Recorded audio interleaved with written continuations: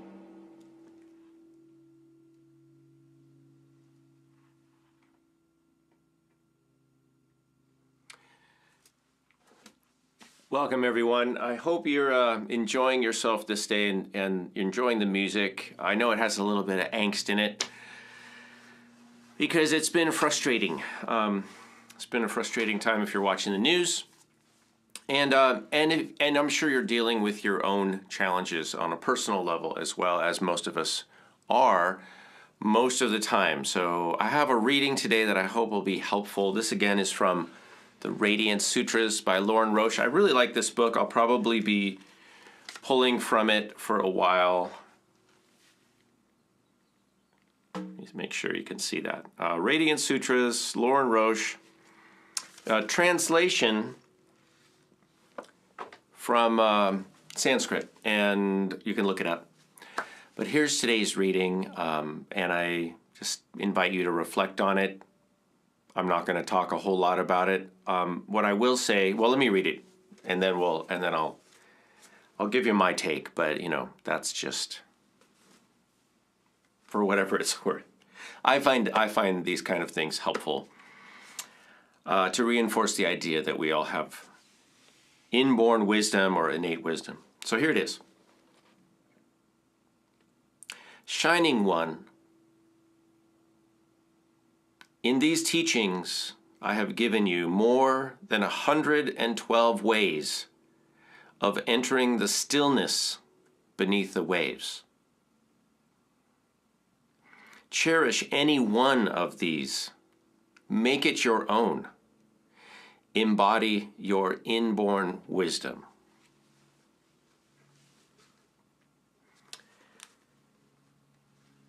Shining One, that's you. So I'm a believer in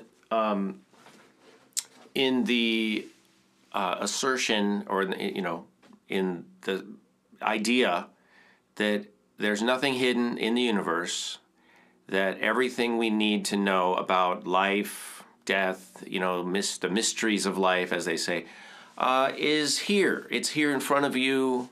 It's available. You can see it happening, including life and death. It's not really a mystery.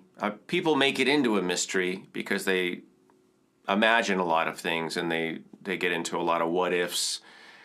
But that's a mental exercise. Obviously, everything is here to be observed. You can see life starting and ending. You can see what happens. It's right here. It's not a secret. So that's the first thing. So the reason that's important is so that you have a sense of volition, you have a sense of security, and you don't feel inept and ill-equipped, because you're not. You're the most equipped and skilled and knowledgeable and capable being, life form, in the history of the universe, as far as we know. Congratulations. I'm serious. I mean, that's a fact. As far as we know, this is it. You're at the pinnacle of evolutionary process as we understand it, as we understand life and everything. And the things that we don't understand are fine to be left not understood for now, because it's not relevant until we get there, right? We're only dealing, we can only deal with what we have available to us that comes in through our senses. Again, life is a sensory-based experience. If you try to live your life through your mind and your imagination, that's where you can get into a lot of anxiety because of your thinking. So you know this. People have been talking about this for thousands of years. Part of the human condition of an over, maybe, well, I don't know if I want to say over imagination, but it's definitely busy. Our minds, as one person said, your mind is zizzing. It's zizzing all the time. So, and that's okay. That's a human mind. That's normal. What is not normal or not functional is letting all the zizzing stress you out, and where you get caught up into thinking that things that you imagine or that other people imagine or that other people tell you are in fact somehow valid or real. So here's an idea that I want to leave you with this one thing, because in the poem or in the statement, they talked about 112 ways of steering you towards your inborn wisdom, but here's one. It said just one of these. When you hear somebody make an assertion or a statement, right, or they tell you something, rather than think, oh my God, let's do something, rather than believe that it's true right off the bat, the first thing you could do is say, wow, I wonder if that's true. Let's look into it. How can we know that this condition that you're talking about, this event, whatever it is, whether it's office gossip or it's about international affairs, right? How do we know that is in fact true? I mean, in other words, what is true? True is, what can I see? What can I observe? What is actually happening physically? Actually. Because if it's not, then it's a matter of interpretation. It's subjective, right? So the first thing you could think was, well, let's look into that. I want to look into that because that's unbelievable, whatever it is. And not just take what people say or write as fact, as true. Just doing that one thing. And I'm not saying you have to be completely cynical about everything. Obviously, there's probably some good sources you have for information. But at the end of the day, and I'm sorry for using an overused phrase, but at the end of the day, your truth needs to be based on your experience of life, not somebody else's. So go find out. It's everything that happens in the world happens is happening in the physical world. It can be seen, it can be felt, measured, recorded, documented. So if it's not, just be careful what you believe.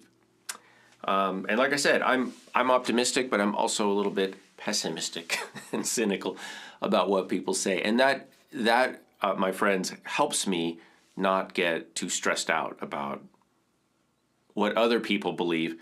We're all free to believe whatever we want, whatever we choose. But there's a difference between beliefs and the observable world, as it were. Okay? I find that helpful. I hope you do too. Especially along the lines of spirituality. I think it's really important to have your own sense of your own spiritual practice that's based on your lived experience. You can certainly learn from others and the writings of some of our illuminated teachers throughout history, but the most powerful teachings are around you all the time in your world, if you're willing. Sorry for the noise. If you're just willing to look and observe and pay attention, and that's what mindfulness is. It's paying attention. At the very core, mindfulness is just pay attention and don't color things with your own beliefs, but rather just observe and experience. Observe, experience. You can have your own opinions about things. You can have different opinions about the same thing as someone else. That's fine. You can have the same opinion about different things as other people, and that's okay. We don't all have to have the same beliefs to be in the world at the same time. There's plenty of room for variation. But what's important is that you're not stressing yourself out by just believing what anybody tells you. That is a slippery slope. So always go back to your objective, empirical observations and what could be true for someone else may not necessarily be true for you.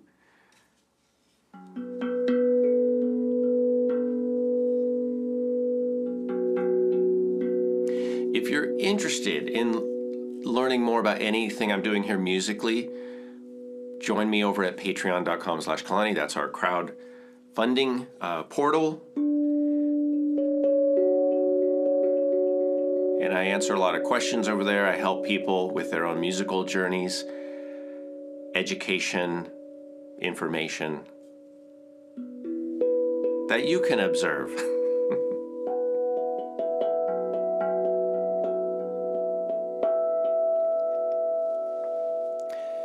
So remember, everything you need to learn, everything you need to know about the world is here, now, around you. It's not hidden. It's not. The only way it gets hidden is when you stop looking because somebody told you that they already have the answer. And so you just put a check mark in the box and you stop paying attention.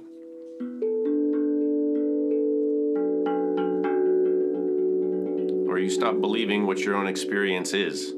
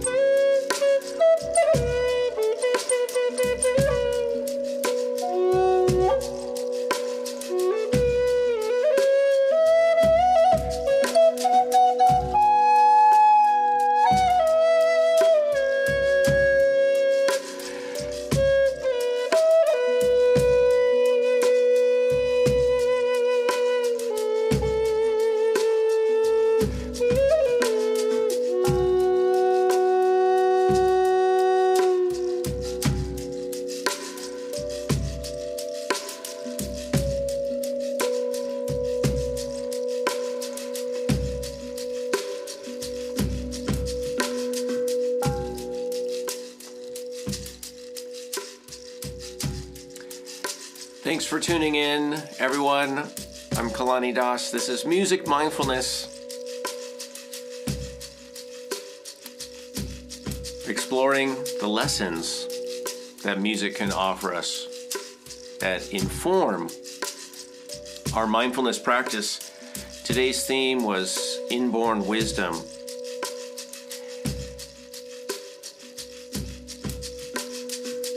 Everything you need is here. There's no secrets in the universe. There are no secrets in music. It's all here. If you're willing to pay attention and listen and observe and join the music. There's a reason they call it the universe, the one song. You're one of the notes. All right, shining ones. I'll see you next time. See me at patreon.com/Kalani if you want to connect more. In the meantime, go out and make some great music, both literally and metaphorically. Reflect what's good and fight for what's also good. Fight what's not good. I'll see you next time. Thanks for being here.